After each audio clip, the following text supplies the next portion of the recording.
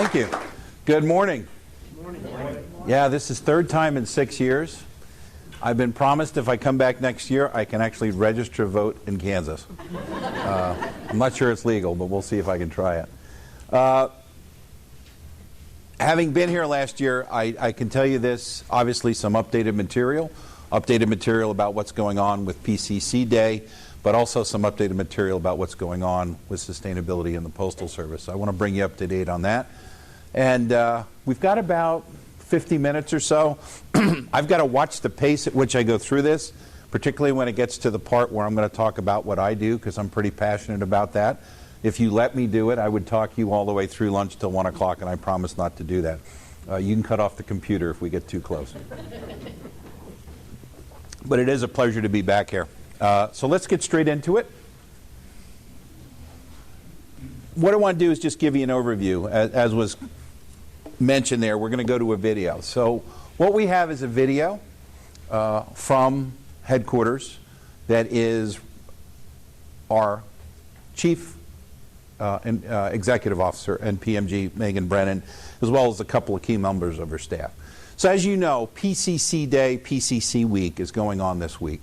We have events going on throughout the country, but obviously our Postmaster General can't be everywhere. And if you're familiar with the way we did this in the past, we did a live broadcast with satellite uplinks and downlinks to each site.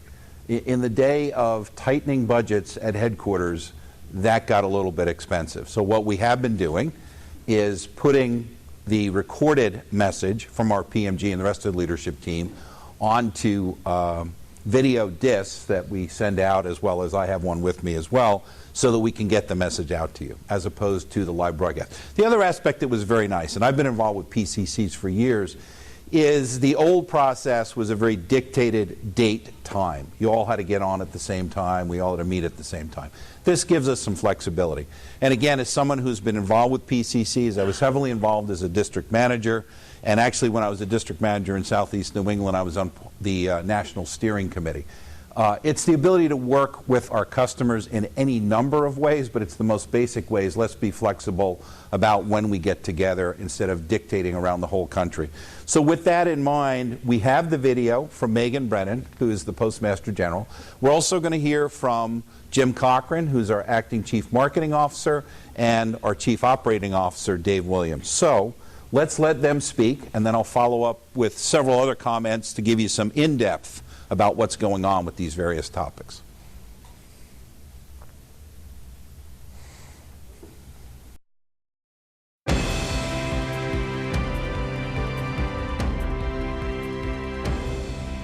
Welcome. Thank you for joining us for National PCC Week. And thank you for being a customer of the Postal Service and for being a member of the PCC community. My goal for the Postal Service is to ensure that we're always a strong business partner.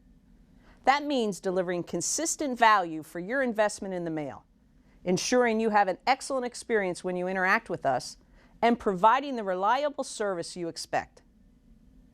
Being a strong business partner also means working toward common objectives and having shared perspectives about our marketplace.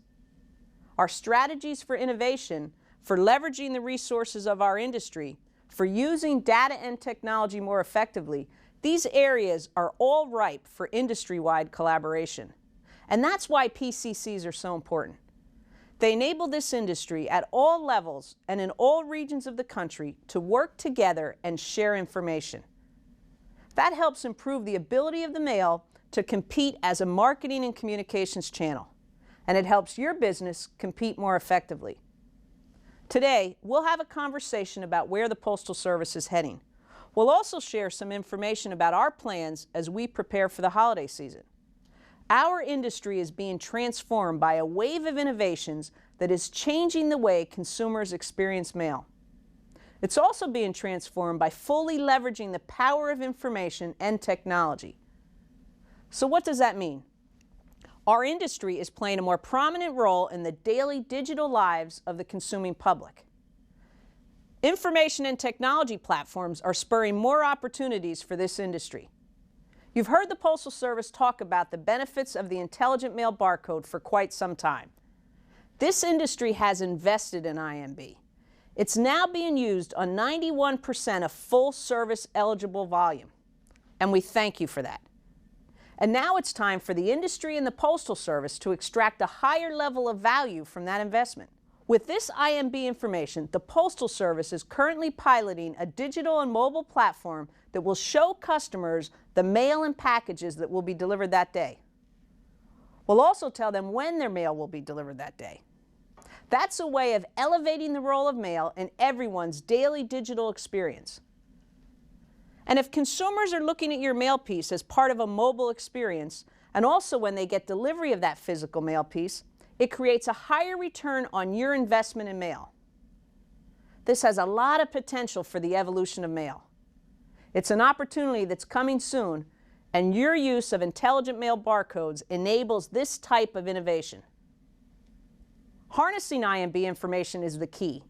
We all know this data is enabling more sophisticated integrated marketing. Brands are marrying that back-end data about customer response and behavior, and that combination of mail and digital is driving a higher return on investment. We're seeing a tremendous amount of experimentation with data and analytics. And it's not just happening within our own value chain, it's happening among the many brands and businesses that use mail and digital to reach their customers. Our industry is finding increasingly effective strategies for personalizing and optimizing mailings, and that generates greater value for senders and receivers. That's what the Postal Service is enabling, more impactful ways of reaching the consumer. It's all about leveraging data and technology, syncing up the mail experience with the digital experience, and giving customers greater visibility and more control. We're going to expand on these ideas and keep the conversation going with Jim Cochran and Dave Williams. So I was talking about the intelligent mail barcode and all the information that generates. How do we leverage that to create customer value?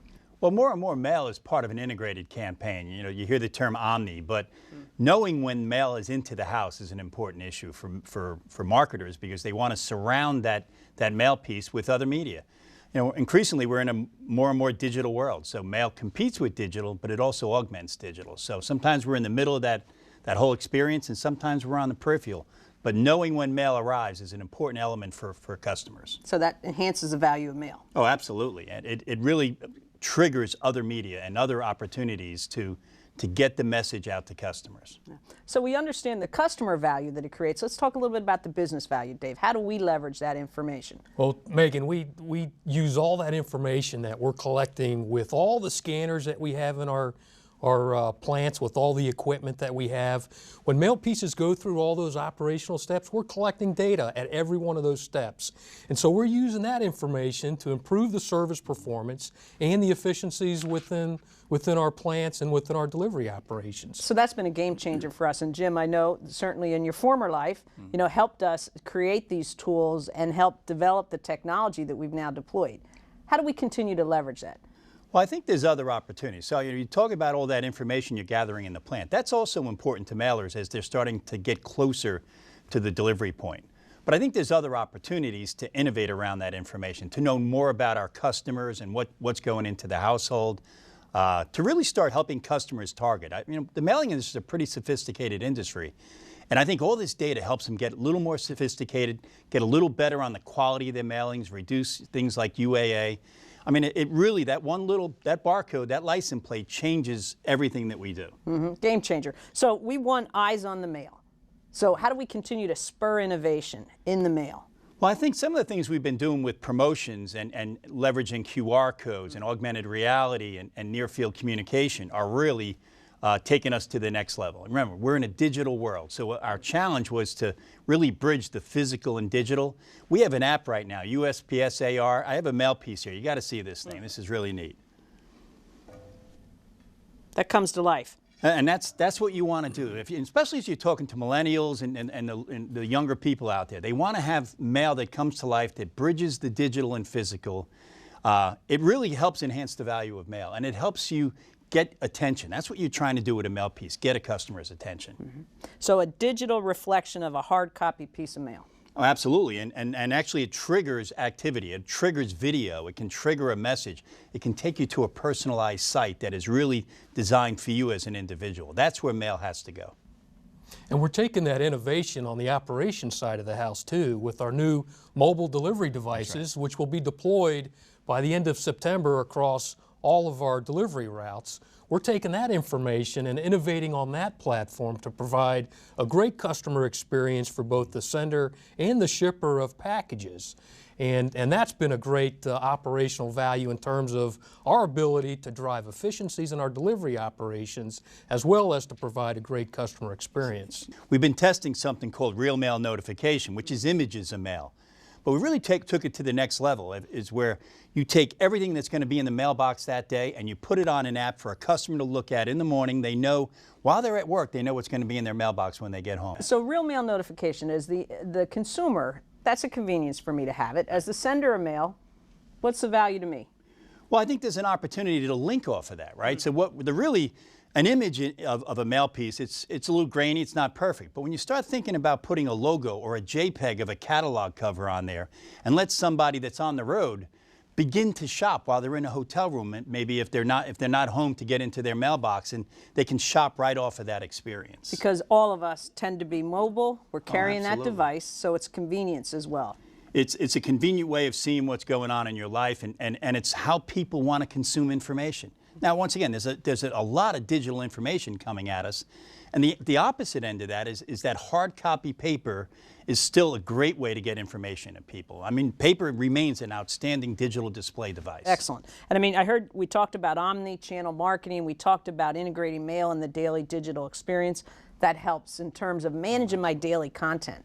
Oh, absolutely. I mean, and I think it really is, we're in a digital world, and mail has to be as measurable and have the metrics and have the insights and visibility like anything else, whether it's search or social. That's what we're competing with. We're not competing necessarily with TV and radio anymore. We're competing with digital alternatives, and we're enhancing those digital alternatives at the same time. Mm-hmm.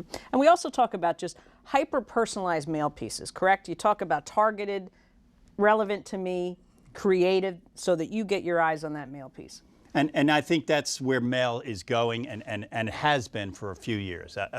If you think about your digital experience, if you look up something on Google and then you go to Facebook, what you looked up is in an ad on the side. That's the sophistication of digital marketing. Mm-hmm. Mail's got that same ability to be as sophisticated, and our mailers understand that. They understand when you buy versus when I buy, when a catalog gets in the house. Everyone's different, and they're constantly, this is a big data point of this, everyone's going to school on that behavior.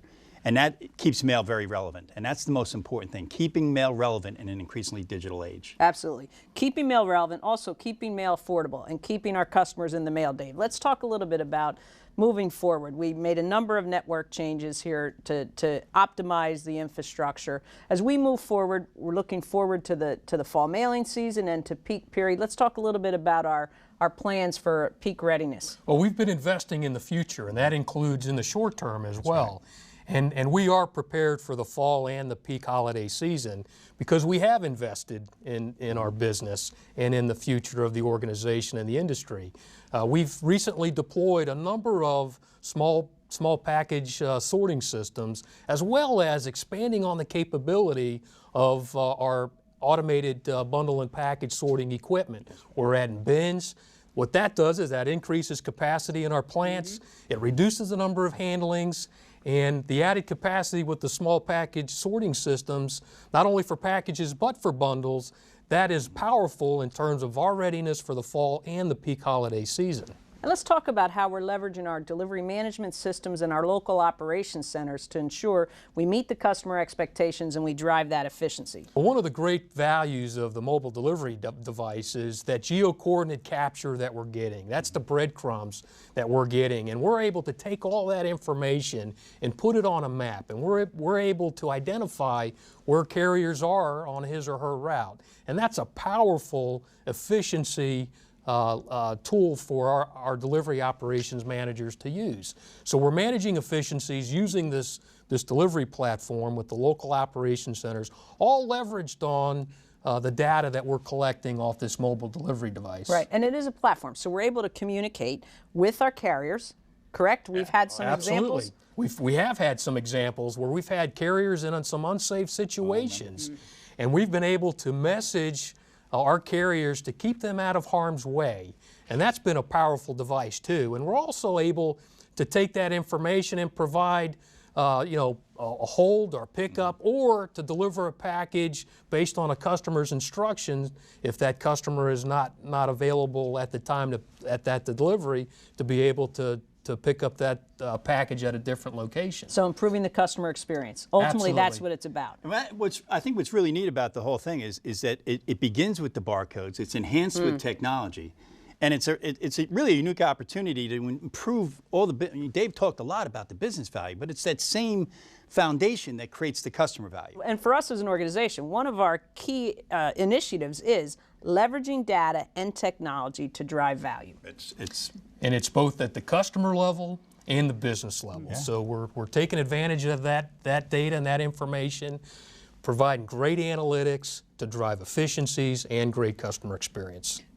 Dave, you spoke about investment in the infrastructure. We're also investing in the training and development of our employees. Let's talk specifically about the training aimed at our BMEU employees. Well, the business mail entry units, we're creating premier business mail entry units. And so we've been training our employees, our business specialists and our BMEUs, as well as mail piece design analysts. So we've piloted in Philadelphia and Columbus, and we're going to be rolling that out nationwide to a select number of business mail entry units. So we are leveraging, we're investing in our employees, and ultimately it's to serve all aspects of our customer base. Yeah.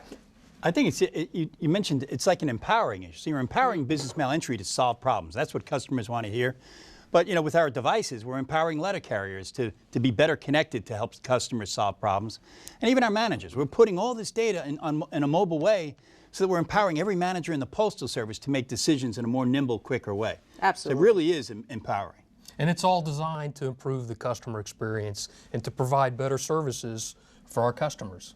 That's the reason we exist. That's it, absolutely right. When I was CIO, I used to tell everybody in the CIO organization, our number one job is to generate revenue. And now as CMSO, it's still the number one job to generate revenue. So how do we support customers? That's how you generate revenue. You take care of your customers. Value, but service is foundational, correct? Absolutely, service is foundational. And everything that we do in operations is to provide great service. We're ready for the fall mailing season. We're ready for the peak mailing season, and everything that we're focused on is to provide great service for our customers. Let's close on that commitment to deliver great customer value and deliver excellent service.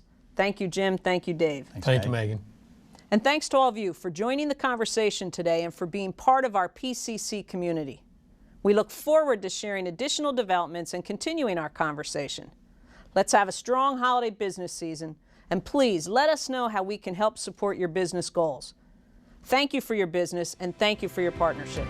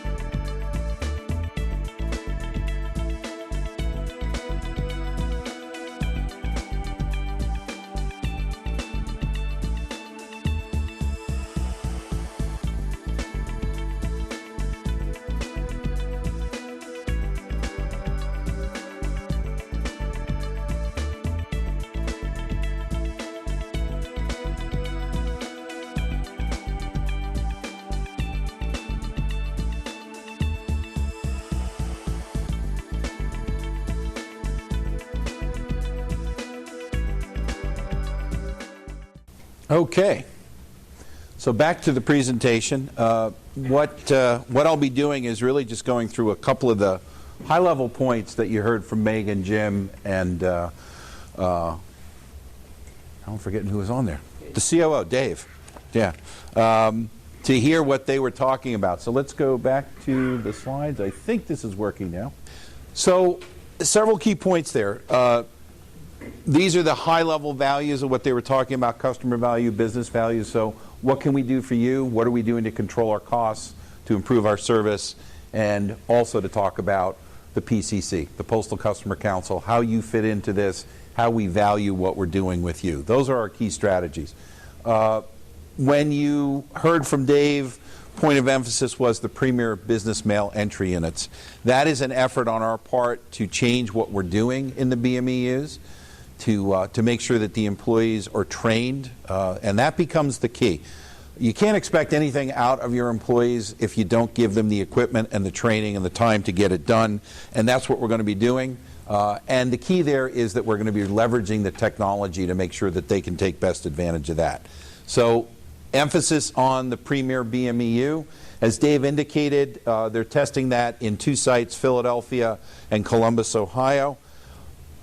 Part of the feedback to understand from this, or part of how we got the feedback to understand all of this, was we have the business customer surveys.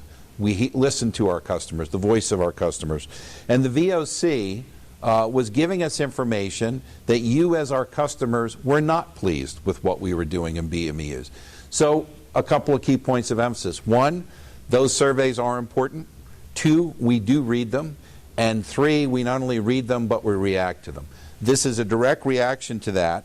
And as a follow-up to that, that as you see this change occurring, as we start putting these premier business mail entry units around the country, we need your further feedback to let us know whether or not the changes we're making are making a difference for you and making it easier. We certainly don't want to put the effort into making life harder for you.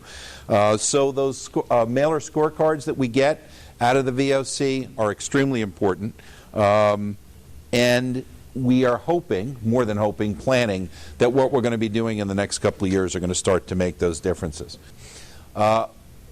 Phase 1 is in red, and what we're going to be doing, as we do with so many of these kind of programs, we want to make sure we get geographic inclusion, so it's in every area, in every district. I'm trying to do the map in my head to figure out where the dot in Kansas is there. Could be Omaha if it's in our District, okay. So as we go forward with this, and again, as we begin to see this, we do need your feedback. Data analytics, I think Jim probably spoke the most about it. Jim Cochran, if you don't know his background, is currently the acting Chief Marketing and Sales Officer. Prior to that, and you mentioned it in the video, he was the CIO, the Chief Information Officer. So he's very well versed in this whole issue of data analytics. He was responsible with his group for actually using the technology and then putting together the reports that give us the information that we need. And now certainly as the Chief Marketing and Sales Officer, he's also seeing how we can best take advantage of that. There is the power of information. We see it internally, and that's what you heard from Dave Williams. It is the data that we have that gives us visibility into how our own operations are functioning, whether it's distribution operations, transportation, logistics, delivery, all of those means are data points out there.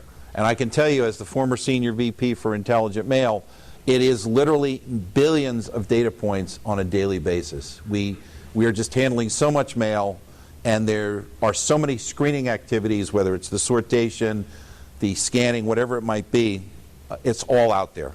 The mobile delivery devices are our next phase of getting it out to the street and making it as user-friendly as possible for our employees.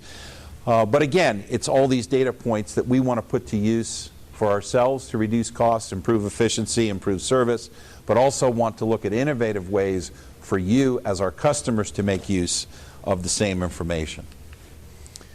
So the insights to all of this, this is the issue. In my mind, it starts to get to the whole concept, if you're familiar with the Internet of Things. We're getting into a technical world in which so many different devices are sources of information as well as technology points where we can use information. The smartphone becomes one of the most obvious things you see, but the reality is almost anything that has electricity in it these days has the possibility, and as we move forward will likely have, not just possibility, but actually have the ability to capture as well as produce data points. I'll give you my little world of sustainability. This is kind of traditional fluorescent lighting, but in more modern buildings with what is known as LED lighting with lighting sensors, there's a constant flow of data, particularly when rooms have ambient light from outside, that adjusts lighting. And it keeps track of how you're using lighting or heating and ventilation systems in a room to understand how you optimize that. Wonderful for the environment by reducing the impact on the environment, but also wonderful for the pocketbook because it makes for very efficient operations that reduce cost. It is that Internet of Things. Data is flowing to and from almost everything in this world. We need to take advantage of that. We're starting to do that inside the Postal Service. We want to work with you to see how we can best produce products, services, and innovation that will help you do what you need to do in your own businesses as well through the use of mail. The Informed Delivery app. I get to show off a little bit here. So this was mentioned. I'm not sure it's fully understood what this is all about. We've actually been testing this one for a couple of years. And one of the two sites, let me go look up what the other one was. There are two sites in the country, and one of them happens to be where I live in Northern Virginia, and the other one is New York Metro. So I've been participating in this for the last almost 5 years. We have been piloting this for quite a while. It really is at that point we need to get this fully out to the market. But just to show you what this is about, and I know this is a little small, but this is an email I got this morning, and that is literally the image of a mail piece, and I'll just go through it. So I've got my monthly statement from USAA. I do all my banking and insurance through USAA. I've got a bill from Dominion Power and Electric. Good to know that that's enclosed. And they were nice enough to put on the outside of the envelope, bill enclosed. We're getting information from Stephen and Associates. This is to my wife, and this is retirement planning. Didn't want to give away my age there, but my wife and I are getting solicited for retirement planning. Cox Communications, that's our cable and TV service provider. That's also a billing statement. And last but not least, Blue Cross Blue Shield. This is addressed to me, so this is my most recent visit to the doctor, my orthopedic guy. So I've been getting this for 5 years. I get an email every morning that tells me what is coming to my address. I don't happen to have a package coming today, but I can get that information as well. So it physically shows me what is coming to my mailbox. Now, I've found that useful as an individual customer. I live in an individual house, get curbside delivery. It is nice to know. If there was something I was anticipating, this would answer my question whether or not it's coming to the door today. I don't have to wait till I get home to know that. It also gives me the advantage if I'm anticipating something and it's not there, I can actually get on the phone in the morning and call someone to say, hey, we didn't get what you said you were supposed to send to us. Packages are also nice. I was having a conversation before the whole session began today. I happen to be into innovation, and I'm not going to say I'm leading edge on technology, but I like tech, and I definitely have become addicted to online shopping. So I've been an Amazon Prime user for a number of years. I was one of the original Kindle users and got into Prime that way. I've been amazed at the change in that technology, and this is all coming together because it relates to how we use the mailbox, what comes in the mailbox. When I first got into Amazon, I can tell you my big purchase, I'm an amateur photographer. I spent some pretty big bucks and saved a couple of $100 on a top-line Canon camera and a Canon lens.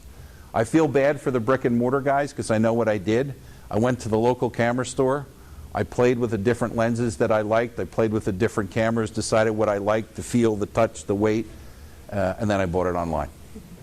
And it cost me a couple of $100 less than I would have paid at the local camera store. That's kind of what's happening. What's amazed me in this changing world of technology, I'm now buying some of the most routine things online because they are cheaper. And with Amazon Prime, if you're not literally needing it at that moment in time, I get free delivery in 2 days. So it is wonderful to see that come to the front door. The Postal Service is certainly a part of that. We're partnering with Amazon. But this flow of data, knowing what you're getting every day, letters, magazines, newspapers, whatever you're getting delivered, as well as packages, great information. And as Jim mentioned, this is a multi-way street. So it is not just about what I know as the customer. Yes, it is convenient for me to know what is coming to my mailbox every day. Not overly critical, though, honestly, because whether or not I get that email in the morning, and I do every day, when I get home, it's going to be there. What might be a little bit different is if you have a post office box. If I was to look in there and there was nothing of critical importance that I needed to have in my hand today, I might wait to pick up the mail until tomorrow. It gives you choice. Packages are a different thing. There's things you want to know are on the way, and if they're not being delivered on time, you want to get on the phone and follow them. Or at the very least, what I actually use this for is I don't bother to track my packages that I get from Amazon because I find the service is so consistent and reliable. But if I see that it's not coming on the day that I anticipated, I then go in and look at the tracking information and figure out whether there's something more I need to do. So the information is for the consumer receiving it, but it's also for the Postal Service, so we understand what's going on in our network, but it's also for you as the consumer, or not the consumer, the customer who is sending it, to understand, are your customers getting what you anticipated they would get in the time frame that they would get. And if it happens to be something linked to retail, because I know yesterday, one of the things, I wasn't there to get it, if I was, I would have thrown it away before my wife got home, was an advertisement for Lord & Taylor. So I could have saved myself a few bucks by not letting her see the sale this weekend. But it is, if you're a retailer and you're sending promotional material, to know, did the consumer get it? And also to see, are they reacting to it? So if you're seeing things being delivered on a Monday, Tuesday, Wednesday, are you seeing customers come into the store to that in the days that follow? It gives you a sense of response rate and can get your stores prepared for what is coming because consumers are actually receiving. Now I get to shift topic entirely. Let me talk about sustainability, and then we'll get back to the PCC events for this presentation. So let me tell you about what's going on in the corporate sustainability world. When I was here last year, I gave you a bit of an overview of this. How many were here last year? Because I'm going to repeat a few things. Oh, well, there's enough new people in the audience. Good. So sustainability is one of those phrases that's out there. I hear it a lot, and even as someone who is the Chief Sustainability Officer for the Postal Service, it gets used in so many different ways. You hear about this, for the most part you hear about it in the world of environmental concerns, but it is much more than that. It talks about things beyond the environment. It talks about every dimension, and by every there's a whole aspect of corporate social responsibility, how we interact with the communities we serve, our customers we serve, where we live and work. And that's what the whole issue of sustainability is about, and does it in, as you see in the last sentence here, the social, cultural, and economic environment. So it's a pretty broad range of things. Admittedly, I spend in the Postal Service most of my time focused on the environmental issues. So if you think it's just me making it up, here's the 10 biggest brands in the world, biggest by value. Pretty recognizable, ones I think we probably all know. They're not all U.S. You've got a couple of overseas there with Samsung out of Korea and Toyota out of Japan. And obviously, even the U.S.-based companies have huge global footprints. But here's the other part of the story to understand. Every single major brand. Now, last year I think I showed you the top 5. This year I'm showing you the top 10. The membership changes a little bit from year to year, But as I said last year, I could go down the top 50, the top 100, the Fortune 500, whatever it is. What you will find in the world of global business is that everybody has an interaction in this world of corporate social responsibility and sustainability. It's a brand image. You have to do it because customers expect it. Does every customer expect it? No, but the overwhelming majority will do it. And more importantly, if you're a brand that thinks you're going to be around for a couple of more decades, the younger you are, the more important it is. Now, that's not to say all us old farts don't care about this stuff, because there's certainly baby boomers that do. But when you get to the millennials, this is an issue. This is an issue. Yes? Has the USPS selectively left themselves off of that, or is the revenue of the USPS not in the category of these companies? We're not a top 10 brand. No. We are on an annual basis $68 billion of revenue. These are bigger than that. So I think I've got to bring it out. Latest thing on Fortune 500, I believe we're a Fortune 50. Somewhere in the 40s, if I recall correctly. So no, I'm not leaving it out, but we do get involved with this. But again, millennials are a critical issue. Millennials actually are making buying decisions on whether or not companies support the issues that they believe in. And most importantly, and this is something I find interesting, you heard on my bio, my undergrad is from West Point, my grad degree is from Stanford. I'm on the advisory board out at Stanford Business. And last year, I'll be going out there again in October, but last year they briefed us on what is it like with recruiting the MBA graduates out of Stanford. Now, Stanford generally ranks somewhere in the top 3 business schools in the country. And it was interesting, the recruiting office, now the recruiting office, the only thing they do is just schedule companies to come in. There's not a problem for a Stanford Business School graduate getting hired. They just have to choose which company they want to work for. They actually get choice. They've got 2, 3, 4 companies offering to them. What they found is they had to advise the companies as they come on campus that part of the story you have to tell is not only what you do and where you are and all of those things and what you'll pay and what your benefits are, but the issue of sustainability has to be addressed. They are actually finding at the premier business schools, and I'm sure this is happening with law schools and others, but at business schools, millennials are actually making choices not based upon who offers the most money, but which company represents the values that they believe in. They're making those kind of choices. Millennials, I happen to have 2 in my family, I've got a 27 and a 25-year-old son, are not operating in the same mindset as baby boomers, and a bit different from Gen X's. They're making choices, and so these are things they care about, and the brands around the world are representing that. I love to use General Electric as a prime example. General Electric is a top 10 brand. General Electric, I know when I was in business school, and I'm dating myself because that's now 20 years ago, but GE was one of the prime companies. We always use an example of a company that's very well run. That was back in the Jack Welch days, but the image is still there. GE is viewed as one of the better run corporations in the world. They formed this group called Eco-Imagination. This is their CEO, Jeffrey Immelt. And here was his commitment. They founded it 10 years ago. This is from their 2014 report. In that 9-year time frame, they generated $160 billion. Now, I don't yet obviously have the 2015 closeout, but at the 10-year mark, they're estimating that that number will be approaching 200 billion. That's B with a B, the billion. That's not million, that's billion. In 10 years, they created a business unit based upon selling products focused on sustainability.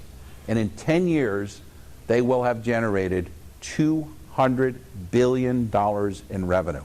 And the way GE works, if you're familiar, they don't just generate revenue, they generate profits. So they're doing quite well. And the basis to this whole thing was they took their internal learnings within sustainability, focused on environment. They've continued to do that. They've got a reduction in freshwater usage, reduction in energy. They're creating internally to themselves hundreds of millions of dollars of savings, but took those learnings, turned them into products and services, and are making billions of dollars of profit. So this is a great thing to do. Millennials like it, but when all else is said and done, not only are you making the world a better place, not only are you improving the environment, not only are you making millennials happy, but you're making a profit while you do it. Doesn't get much better than that. We see it in the logistics world. I'm focused in the competitive side of packages. TNT out of the Netherlands is hot into this. Both TNT and the next one up is DHL. They really have to do this because in the European Union, this is a regulatory requirement, and really to be a competitive business in Europe, you've got to do this. That, by the way, is the CEO of DHL and Deutsche Post. Here in the U.S., but also competing in the global package market, we see that FedEx is doing this, as well as UPS. So in the package business around us, those are the 4 other big players. And in the U.S. market, there's 3 big players, UPS, FedEx, and ourselves. This is the standard. This is what is expected. This is what companies want. So we're not ignoring this. We have our own programs. We have our own branded programs. USPS Blue Earth is a trademarked logo of ours, and we've created products and services. So real quick, for your companies, and almost regardless of size these days, almost every company is getting into this. But one thing you want to do is carbon accounting. Now, I don't even know what is going to be said in the next 24 to 48 hours back in Washington where I work. But one of the good news stories of me being here and tomorrow up in Grand Rapids is I don't have to fight traffic. We're going to have one big mess back in D.C. because the Pope comes in town this afternoon at 4 o'clock, and they're shutting down most of the city. But the Pope comes in town, lands at Andrews Air Force Base 4 o'clock this afternoon Eastern Time, and tomorrow he'll be meeting with the President, and on Thursday he'll be doing an address to the joint session of Congress. I can virtually guarantee you that when the Pope and the President get together tomorrow, that one of the issues they will address, because it is on the Pope's agenda and it's on the President's domestic policy agenda, is the issue of sustainability and reducing our impact on the environment. This is a big issue. There's a debate, there's a bit of a political debate about it, about what impact mankind really is having on the environment. Most scientists believe there is. But at the very least, and the Postal Service is a huge supporter of this, is even if you don't think carbon impact is causing the temperature to rise, or you don't think the temperature is rising, at the very least, we should all understand that reducing pollution is good for everyone. And on top of everything else, and in reducing carbon, and it is the approach the Postal Service has taken, is that our approach to reducing carbon also has financial benefit. What we're doing not only reduces carbon, but it saves money. So if you can do those kind of things, that's important. And part of what you need to do is carbon accounting. So for those of us in the world of sustainability, this is how we report it. So for you, as our customer, you would have the Postal Service as what is known as Scope 3. So you do a mailing with us, you didn't cause the carbon to be emitted or the energy to be consumed as we sorted it and transported it and delivered it. We did that. But for you, it's known as a Scope 3 report. It's an indirect impact on the environment because you decided to mail. We can give you the information about how much carbon we emitted to get your mail delivered. It's there already. And here's the key. Whether you're a commercial mailer on Postal One or a package mailer on EBS, just go into the system. And this is the business customer gateway. And right there, bottom of the second column, is your carbon accounting statement. It's available for all of you that use Postal One or EVS. I don't know if you've gone in to look, but if you want to look, it's there. So we can actually tell you, based upon what you've mailed with us, exactly what carbon impact occurred from that. We can tell you by mailing with us how much pollution occurred, how much carbon was emitted. And our target, and we've accomplished this, is to continue to bring those numbers down. We've had almost a 20% reduction in carbon emissions in the last 10 years, and we've had a 31% reduction in energy emissions, or energy consumption, in the last 10 years. So you benefit from what we've been doing. And you can get those reports. This is a little hard to read, but individually, by customer, you can go in there, and it'll actually tell you how many metric tons of carbon. So here's a good news story. One, it's been up and running since January of 2011. So it's been up and running for 4 years, 4.5 years. It's available to you. The data's there. And best of all, we provide this to you free of service, no charges. So it's all there. It's included with what you already pay us. We provide this at no charge. Let me give you the second one, and let me run through this because we're getting up to lunchtime. This is one I talked about last year, and now it's real. We fully launched this program. Jim Cochran mentioned it. He said the phrase UAA, and hopefully you're all familiar with that, but UAA is undeliverable as addressed.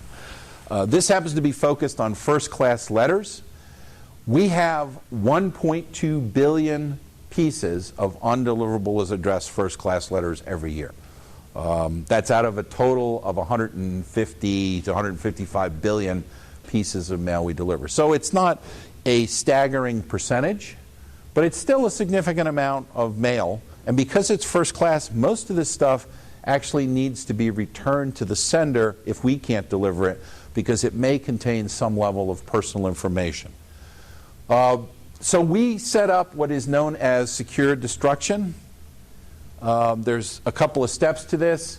We have an automated postal automated redirection system. So as your mail is being forwarded to a new address, so you're sending it to your customer who has since moved, and we have their new address on file, our automated system identifies that and relabels it and forwards it on to the new correct address. But in some cases, they've left, your address you gave us is for whatever reason wrong, we can't get it delivered, we need to return to sender. And that's particularly true on first-class mail. We send it through this system. There we go. Whoop. So we send it through the system. It identifies that it's being returned to sender, but you as a customer have decided you want to participate in secure destruction. We label it with a secure destruction, and it's the classic forward return label, the yellow label you've seen, but it will say secure destruction. We physically verify it. A clerk literally goes through every single piece to make sure it's intended for secure destruction. We then send it over, and this is all taking place in single units, and I'll show you where they are. This is all under the postal rooftop with postal employees and postal equipments. But within that building, we then shred it. Electronically, we're sending you the information to say, here's the mail piece, here's why we didn't deliver it, and letting you know that we shredded it for you because that's what you asked us to do. And then last but not least, to be right for the environment, we take all the shredded material and recycle it. We do this within the specifications for secure destruction. There's a standard for this. We've been following that.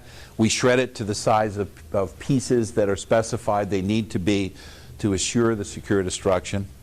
And this is the actual system. So we went out and we spent about $2.5 million to buy these shredders. We have 62 sites around the country.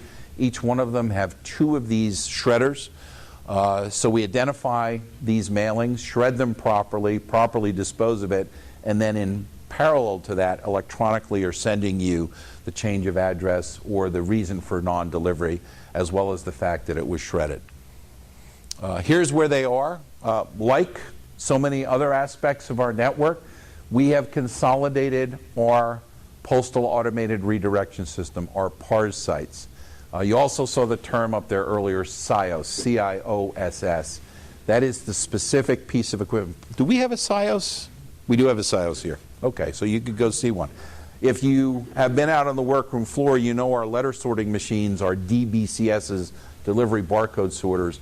A SIOS is a version of that, but the front end looks a whole lot different. It has a much longer and lower front end feed system, and that's where we have dual labeling units. So those yellow labels that we put on there for forwarding and return, the SIOS machine is the one that does that. And so it's done at these sites around the country. So I guess this is Wichita? That's it. All right. We got a winner. And if I'd have flipped to this quicker, I would have seen that. Yep, there you are. Okay. So it's 61, I think I said 62, 61 sites around the country. We've got this up and running. This has been a fully implemented program for the last couple of months. Actually, we're coming up on the 1-year anniversary, which means we must have shredders out there somewhere on the floor. Okay. So here's the 5 steps if you're interested.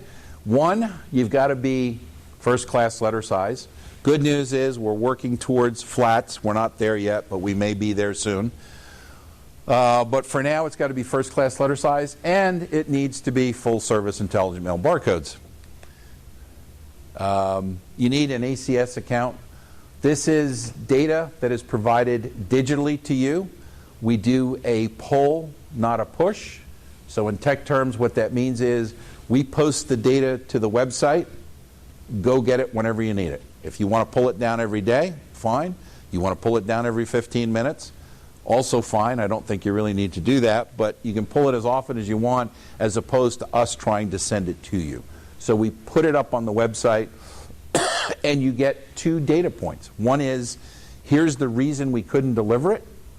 And 2 is, here's the data set to confirm to you that we've identified this piece and we're shredding it. Okay, one code ACS. I mean, for any of you who are in ACS, you're probably familiar with it. If you're not, this is a great opportunity to go talk to the BMEU and other technical experts on how all this works. The electronic product fulfillment is that website, EPF. That's where you go pull the data, pull it down at the frequency that works for you. And then enrollment, this is pretty simple. This is another one of those wonderful news stories. The price for this service is free. And we're actually contemplating, we haven't gotten this one approved yet, not only are we doing this for free, but we're actually contemplating doing this with an incentive, actual discount. We'll have to see if we get that approved. Our thought is, and I'll get to this in a second, we've had pretty good adoption, but we'd like to speed it up a bit. And we know from experience talking to the companies that have already done this, once you get in this program, if we were to do an incentive for 1 year, 1/10 of a cent, 2/10 of a cent discount for every piece you do this with, we know that if we ended that discount a year later, you would stay in the program. It saves too much money. It saves money for the Postal Service. It saves money for you as the customer. Because under this program, you no longer get the piece sent back to you. You no longer have to open it up and figure out why we didn't deliver and enter all that data into your database, your address list. And then, in the end, secure destroy it yourself. We're doing all that for you. So we know if you get in the program, and the incentive hopefully would draw you in if the program itself already hasn't, that once you're in it, even without an incentive, there's too much money and convenience here to walk away from it. So signing up is fairly easy. And then really, once you're in through all of that, the last thing is you just got to figure out on this chart where you fit. There's an existing set of services if you're in ACS that you're already using. We took all of those and simply created, I'll call it a mirror image service type ID. Those are the 3 digits in the intelligent mail barcode, the STID. And you pick the one that fits the service you want and say, I want this service with secure destruction. Here's my one warning. I've said this throughout the program as I've talked about it around the country. Automation is a wonderful thing.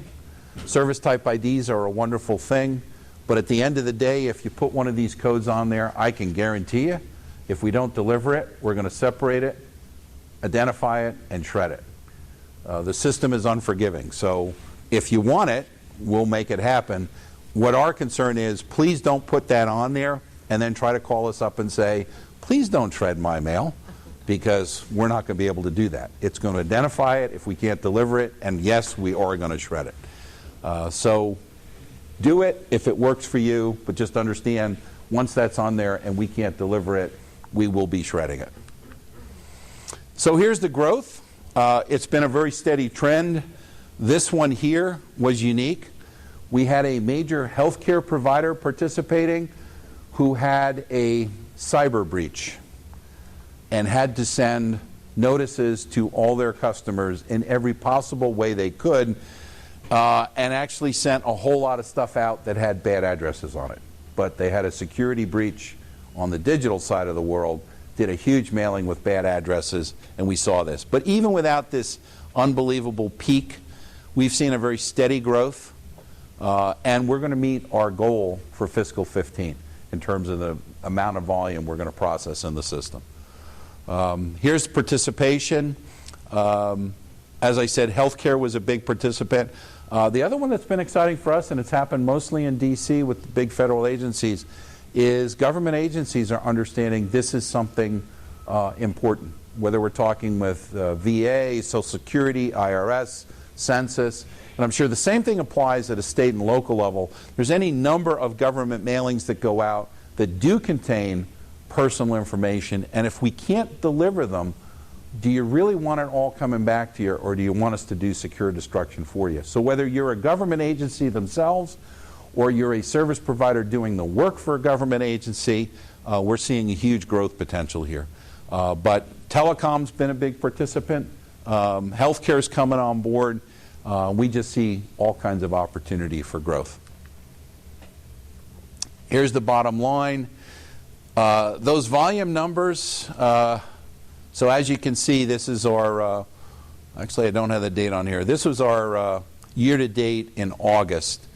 So you can see where we are. This is 23 million pieces that we did secure destruction.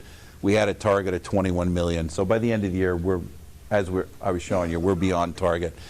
This is only a 2.5% capture rate. So we're doing millions of pieces, and it's saving money and reducing the impact on the environment. You can see we're not quite at 1,000 metric tons of carbon reduction. You can see 600, just over 600 metric tons of recycled paper. So lots of good things, but this is why we're trying to get it going a little faster.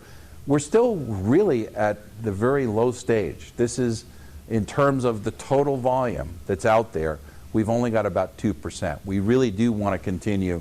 We anticipated that for the first year, but now is the time to get everybody else to participate. And I can tell you, like so many things, if you don't believe me in the Postal Service, I can gladly connect you with someone in the industry that's already doing it. Talk to your peers elsewhere, telecom, healthcare, government agency. This is working quite well for them. So, bottom line, sustainability, as I was talking about in the front part with the major brands around the world, is a hot topic. It's something that companies care about. I happen to notice it all the time. I see it on TV. I see it as I travel. You know, it's everything from the hotel room I stayed in last night. Every hotel chain seems to do this. The notice on your pillow about if you don't want your sheets changed and your towels switched out every day, here's what it'll do for the environment. To flying on United to come here yesterday, and when you book your flight on United and you get your ticket, the last thing they do before they issue the ticket to you is they ask you, do you want a carbon offset to make this flight carbon neutral so there's no impact on the environment? So it's really a very pervasive business practice.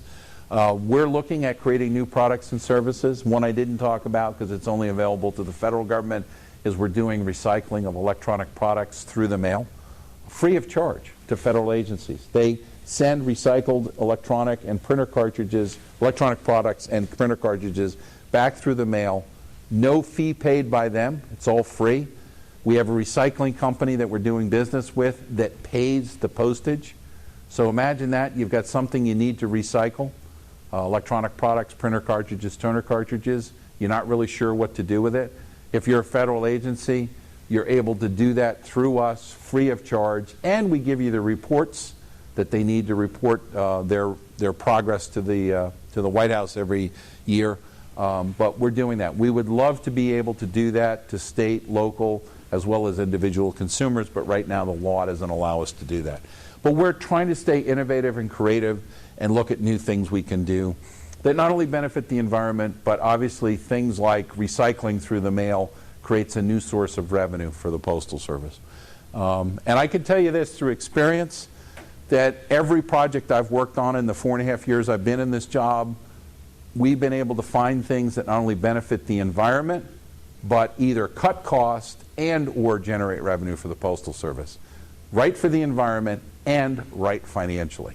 Those are the perfect kind of things to find.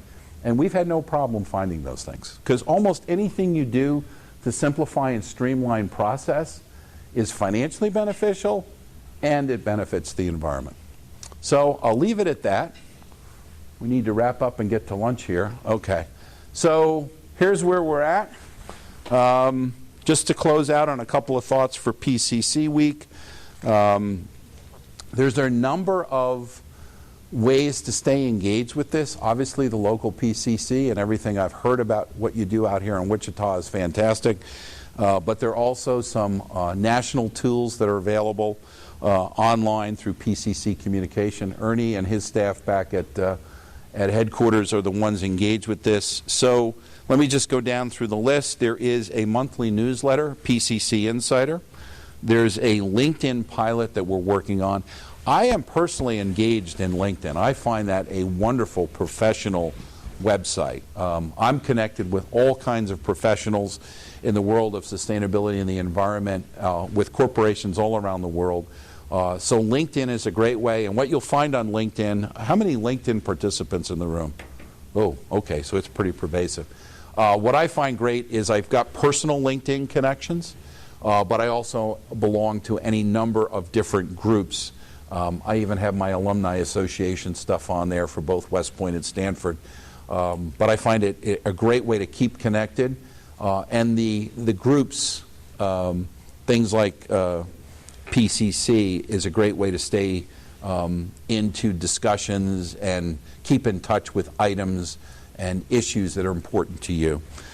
PCC alerts, another one that I've worked with through the years, and it's where you can find the more in-depth information about both carbon accounting and secure destruction, is RIBS. I assume most of you are connected with RIBS. That is a great source of technical material. Is anyone not, if you're not familiar with RIBS, please talk to me or the local staff. We'll show you how to get there. That is probably one of your best sources of technical information as well as workshop materials. And then last but not least, we've got an open communication channel called the PCC Customer Cafe. So a number of ways to communicate.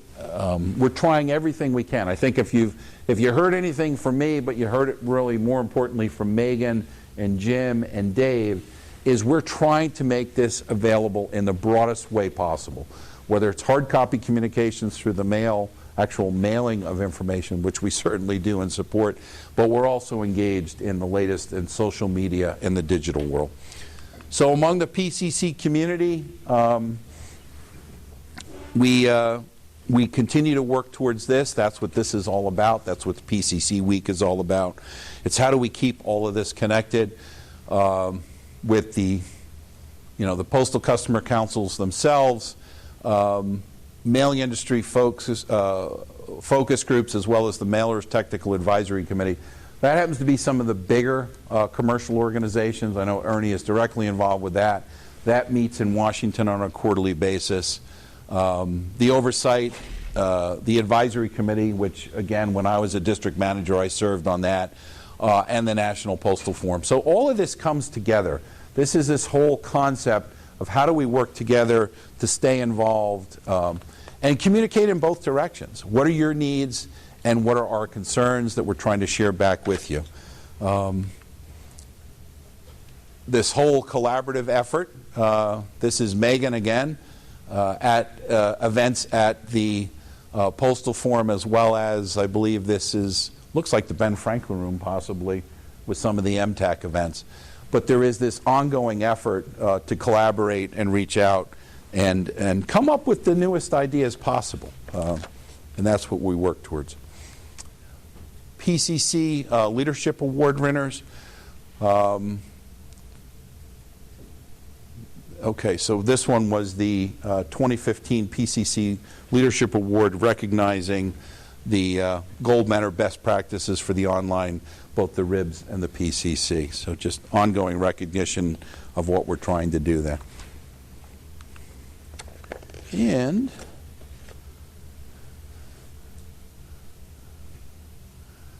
here's the 2016. We're making some changes.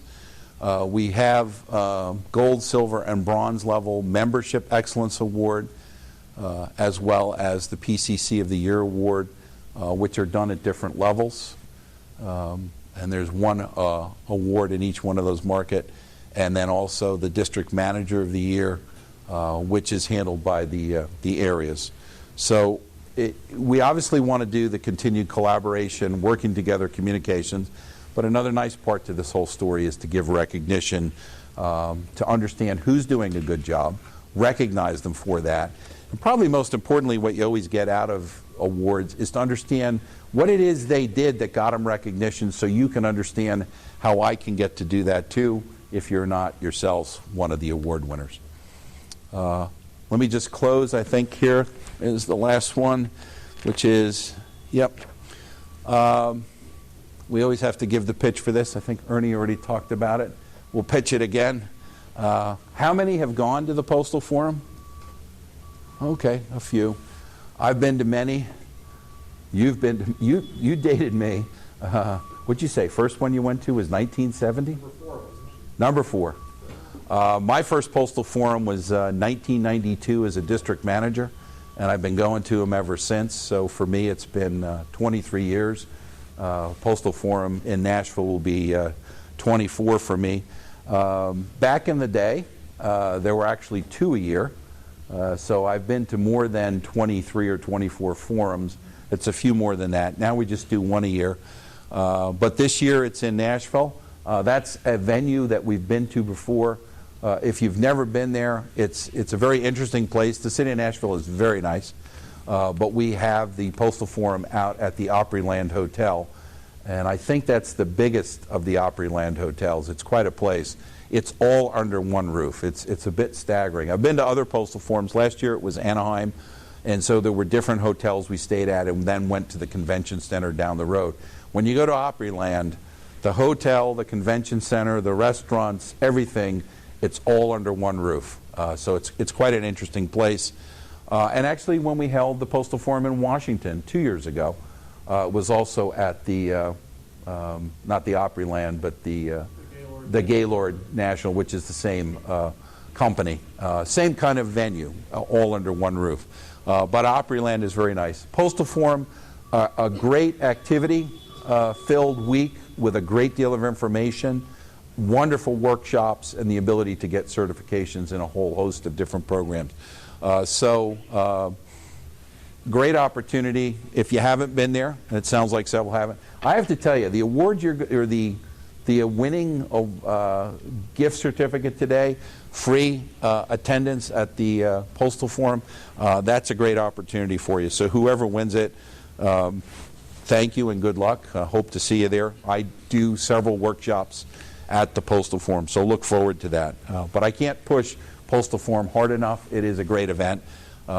Give serious thought to going to it, and Nashville, I think, is one of the more cost-effective venues that you can get to. So let me just close with this, and then we will get to lunch. Thank you. Thank you for being here today. Thank you for being our customers throughout the course of the year, and thank you for being a part of the PCC. The PCC is very important to us. We appreciate the fact that you take the time to participate, and look forward to you continuing to participate and use it as a means to give us feedback on how we're doing or what we need to improve upon, or really any other issues that might come to mind, including things like innovation and new ideas. Right then, my voice is giving out. Perfect timing. thank you very much for joining us. Thank you for inviting me back to Wichita, and look forward to any questions you might have as we go back and have lunch in a little while here. I'm going to turn it back. Sure. Thank you. Thank you. Thank you.